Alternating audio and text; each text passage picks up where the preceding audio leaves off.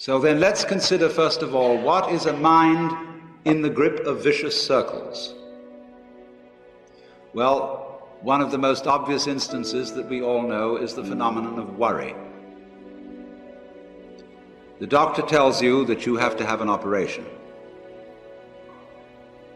And that has been set up so that automatically everybody worries about it. But since worrying takes away your appetite and your sleep, it's not good for you. But you can't stop worrying, and therefore you get additionally worried that you are worrying. And then, furthermore, because that is quite absurd and you are mad at yourself because you do it, you are worried because you worry because you worry. That is a vicious circle.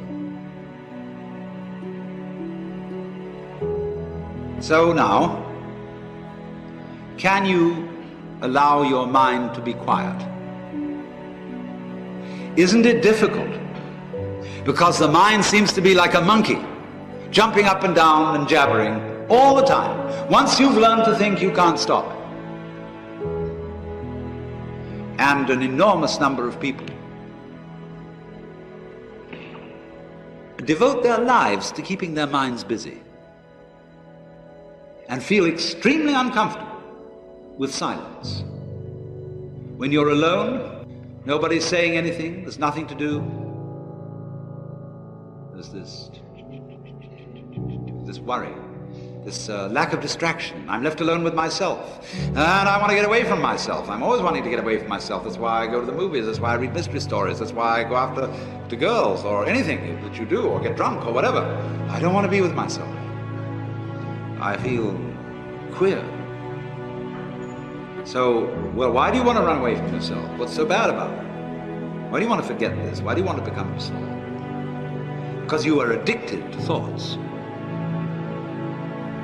This is a drug, a real dangerous one. Compulsive thinking, going on and on and on and on and on all the time. It's a habit. So there's a difficulty about stopping that activity. And you really have to stop it if you want to be sane. Because if I talk all the time, I don't hear what anyone else has to say. Then I'll end up in the situation of having nothing to talk about but my own talking. Or so in exactly the same way, if I think all the time, I won't have anything to think about except thoughts. So in order to have something to think about, there are times when you simply must stop thinking. Well, how do you do that? The first rule is don't try to.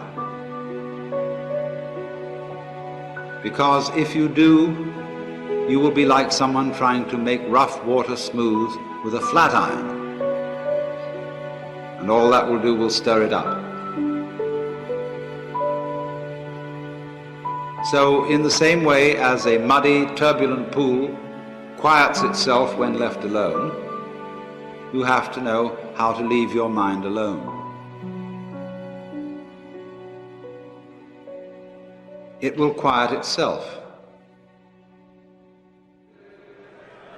Now I want you to repeat after me, please. We got to recondition our minds first. Let us say together, good things that's supposed to happen to me. Yeah, write that down. I want you to say that to yourself every day. See, we live in a world where we believe that bad things are supposed to happen to us.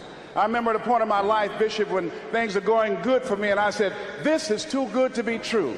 Something is bound to happen. Guess what? It did. Thou shalt decree a thing that shall be established unto you and shall accomplish that whereunto it has been sent. Watch your words. Watch what you say about yourself, about your affairs. Be conscious of that on a daily basis. Why? Because your words are powerful. In the beginning was the Word. Life and death is in the tongue. Watch what you say. Never say I'm broke. Say I'm overcoming a cash flow problem.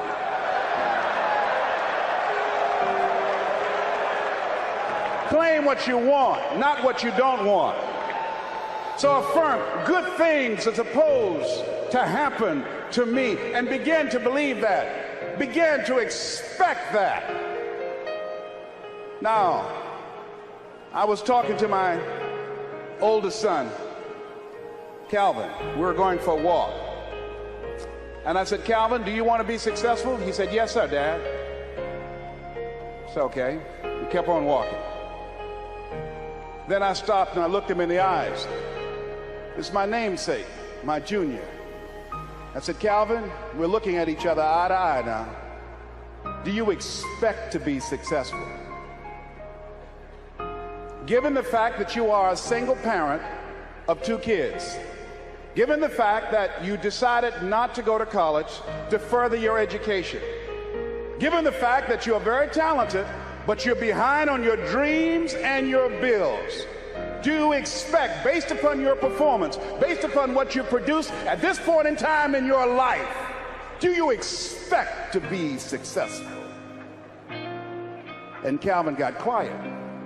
Because see, if you ask most people at the Manpower Conference, do you want to be successful? Do you want to live a life of productivity? Do you want to live a life of contribution? Do you want to be a better father? Do you want to have your own business? Are there dreams you want? Everybody will say yes. But see, want shows up in conversation. Expectation shows up in behavior. See, I can tell what you expect by what you do. That's why the Bible says, judge a tree by the fruit it bears, not the fruit that it wants, not the fruit that it talks about, not the fruit that it claims, but by what you are doing. See, what you do when you leave here, when the music stops, when the shouting dies down, your behavior, how you conduct yourself, writing your goals down, deciding to enroll in school to get a GED, deciding to sit into class with children young enough to be your grandchildren, decide to find some product, some idea, some service that you can provide so that you can begin to create some value for yourself so you can create wealth. And let me tell you something, ladies and gentlemen, it's very important that we begin to learn how to create wealth. I'm not talking about loving money. See, I believe that lack of money is the root of all evil. People will steal for money. People are killed for money. People go to jail for money. Every time the unemployment goes up, in those areas where the unemployment is high, that's where you have the highest incidence of crime and violence. Whenever the unemployment goes up 1% in our community, 10,000 children and women are battered. Money makes a difference in your life. I never wanted to be rich. All I've ever wanted to do was to be comfortable. How many of you ever wanted to be comfortable? Raise your hands. Then I realized in order to be comfortable, you got to be rich.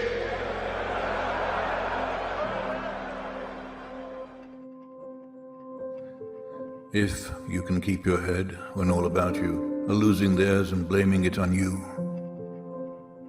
If you can trust yourself when all men doubt you, but make allowance for their doubting too.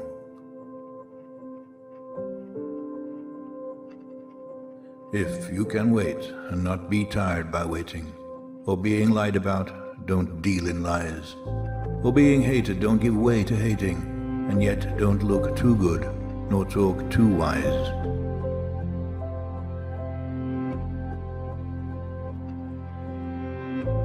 If you can dream, and not make dreams your master. If you can think, and not make thoughts your aim. If you can meet with triumph and disaster, and treat those two impostors just the same. If you can bear to hear the truth you've spoken, twisted by knaves to make a trap for fools. Or watch the things you gave your life to, broken, and stoop and build them up with worn-out tools. If you can make one heap of all your winnings and risk it on one turn at pitch and toss, and lose and start again at your beginnings and never breathe a word about your loss.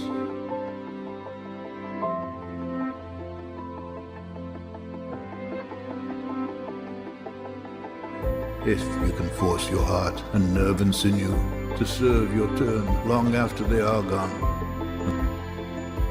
and so hold on when there is nothing in you except the will that says to them, hold on. If you can talk with crowds and keep your virtue, or walk with kings, nor lose the common touch.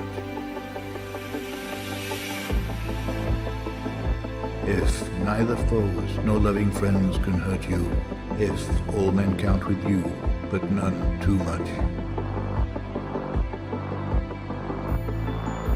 If you can fill the unforgiving minute with 60 seconds worth of distance run, yours is the earth and everything that's in it.